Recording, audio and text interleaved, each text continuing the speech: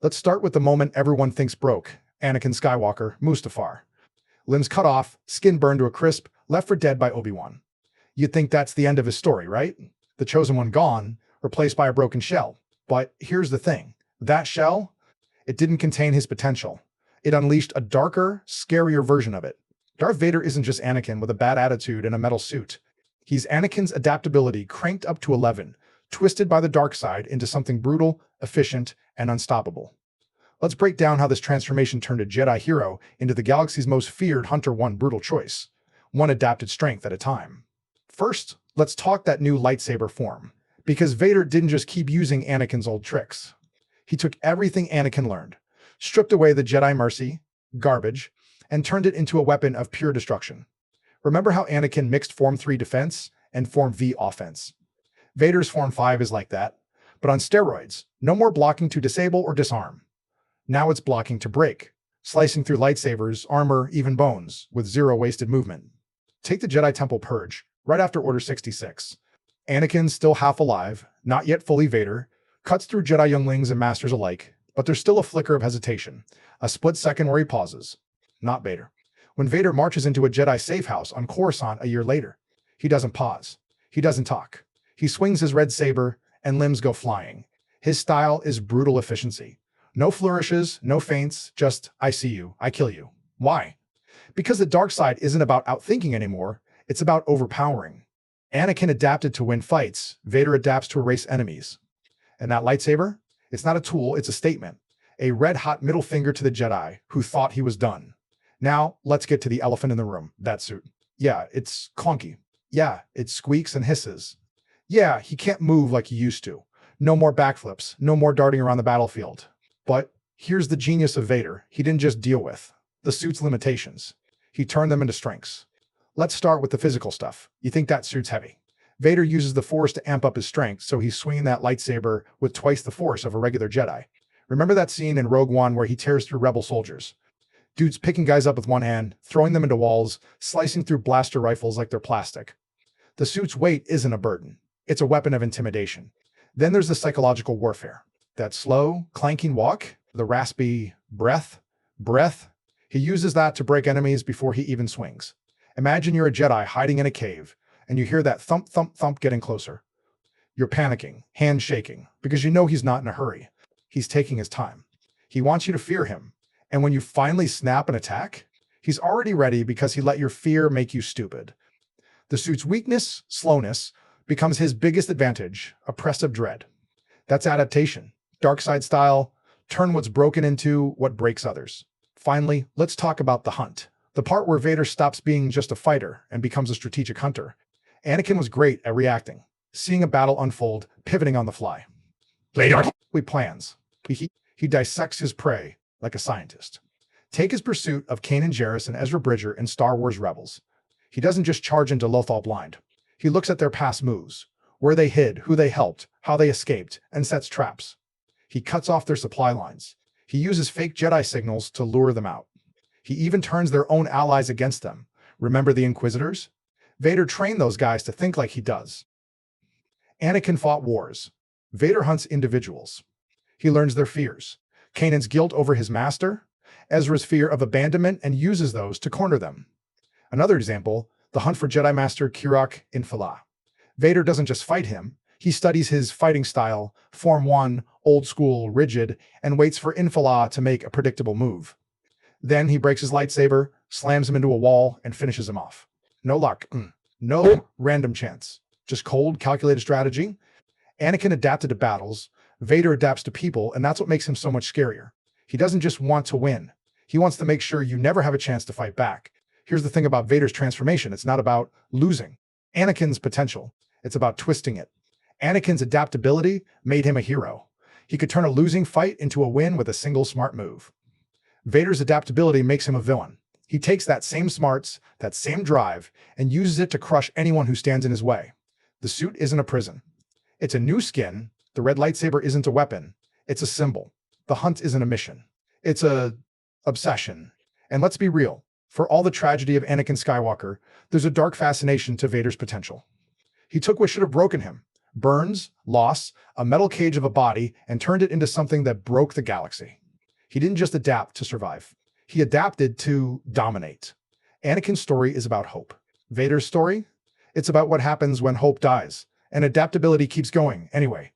So the next time you see Vader marching through a ship, lightsaber glowing, breath hissing, don't just see a monster. See the end result of Anakin's greatest gift, twisted, yes, but still there. The ability to change, to evolve, to turn weakness into strength. It's just that for Vader, strength means fear. Having control means never being the one left burning on Mustafar again.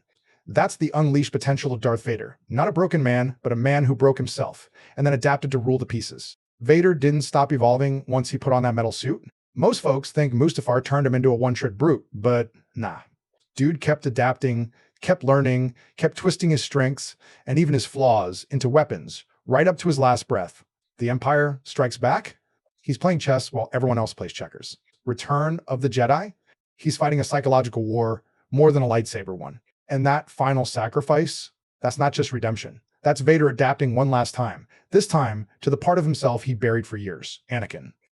Let's break down how the galaxy's scariest villain kept growing, even when everyone thought he was already broken. First up, the Empire strikes back. This is Vader at his tactical peak. No more rushing in, no more relying on brute force. He's using everything as a tool, including the galaxy itself. Let's start with Hoth. The rebels are holed up in an ice fortress, shields up, waiting for the Empire to charge. What does Vader do? He doesn't send in troops first. He sends in AT-AT walkers, slow as molasses, but built to withstand blaster fire. Then he uses the Hoth ice storms to his advantage. Rebel scanners are useless in the snow, so the walkers sneak up closer than anyone expects. But here's the real adaptability move. He doesn't just fight the rebels. He manipulates his own subordinates to do the dirty work. Remember Admiral Ozzel? Dude jumped the fleet too close to Hoth, alerting the rebels. Vader didn't yell, didn't argue. He just force-choked Ozzel to death in front of everyone. Mess up, and you're dead. Do what I say, and we win. Then he puts Captain Piet in charge, someone who'll follow orders but also think on his feet. Vader's not just leading, he's curating his team to fit his plan. And when the rebels escape, he doesn't panic. He tracks Luke to Bespin, sets a trap with Lando, and uses Luke's love for Leia against him. Join me, and I'll save her, he says. That's adaptability at its darkest, using the environment, using fear, using even the people Luke cares about to corner him. Vader's not just hunting Luke, he's engineering Luke's defeat. Now, let's talk. The Return of the Jedi showdown. This duel on the second Death Star, it's not about lightsabers. It's about Vader's last, best attempt to break Luke, and Luke's attempt to wake Anakin up. Vader starts with the psychological warfare, because he knows brute force won't work on Luke. He already tried that on Bespin. Your friends are dead, he growls. Leia is your sister. Join me, and we'll rule the galaxy together. He's poking at Luke's not a fear of loss, anger at the Empire, confusion about his family.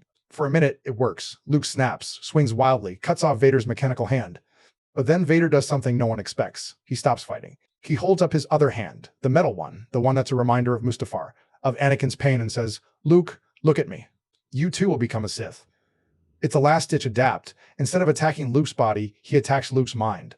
He wants Luke to see himself in Vader, to see that anger leads to the same brokenness. But here's the twist. Luke doesn't break. He throws down his lightsaber and says, I am a Jedi, like my father before me. And that's when Vader's own adaptation kicks in. For a second, he pauses. He hears Anakin's voice in his head, the part that loved Padme, that loved Luke, that hated what he'd become. He's adapting to a truth he'd ignored for years. He's not just Vader, he's a father. Which brings us to the final sacrifice. This isn't some random good guy moment. This is Vader adapting to his inner conflict. For decades, he'd adapted to the dark side, to the pain, to the anger, to the control. But when Palpatine starts zapping Luke with Force lightning, Vader has a choice. Keep adapting to the Empire, keep being the Sith Lord, or adapt to the part of himself that still cares. He chooses the latter. He grabs Palpatine, lifts him over his head, and throws him into the reactor core. It's a move no one sees coming. Not Palpatine, not Luke, not even Vader himself. Because, for the first time in years, he's not adapting to survive. He's adapting to save. He's adapting to be Anakin again. And when he asks Luke to take off his mask, that's the final adaptation. Letting go of the Vader persona. Letting Luke see the man underneath the scarred, tired Anakin. Tell your sister you were right about me, he says. That's Vader's last evolution. From a villain who adapted to destroy, to a father who adapted to love.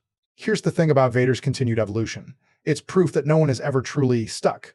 He spent years as a monster, but he kept growing, even when that growth meant facing the parts of himself he hated. The Empire Strikes Back showed he could adapt to win wars. Return of the Jedi showed he could adapt to fight a psychological battle. And that final sacrifice, it showed he could adapt to redemption. Vader's story isn't just about a bad guy turning good. It's about a guy who kept changing, even when the galaxy thought he was done.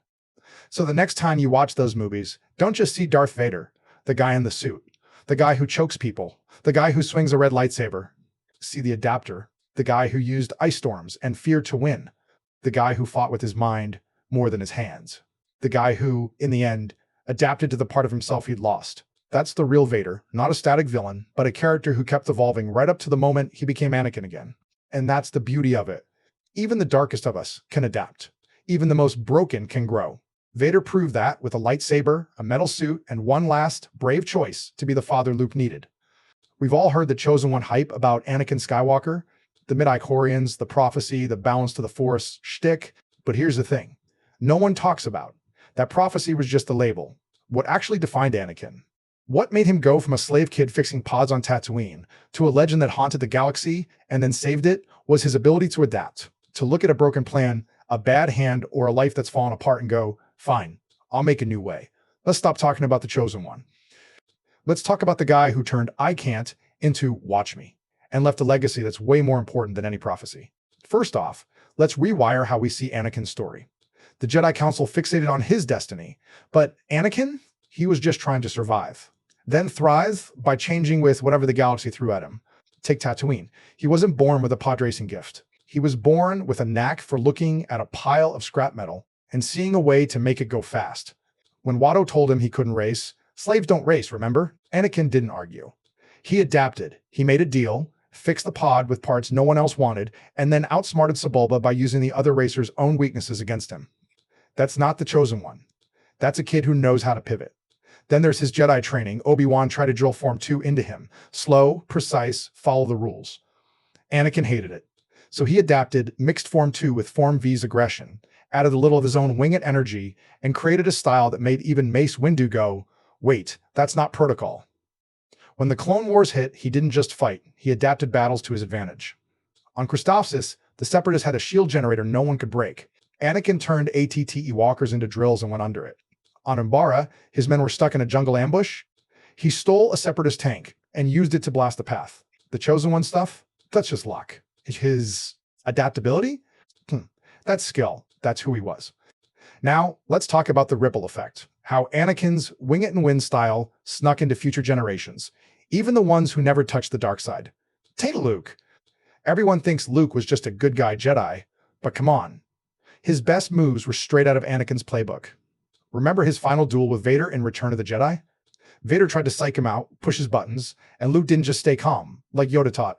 He adapted. He let his anger surface for a second, used it to throw Vader off, then stopped. Threw down his lightsaber.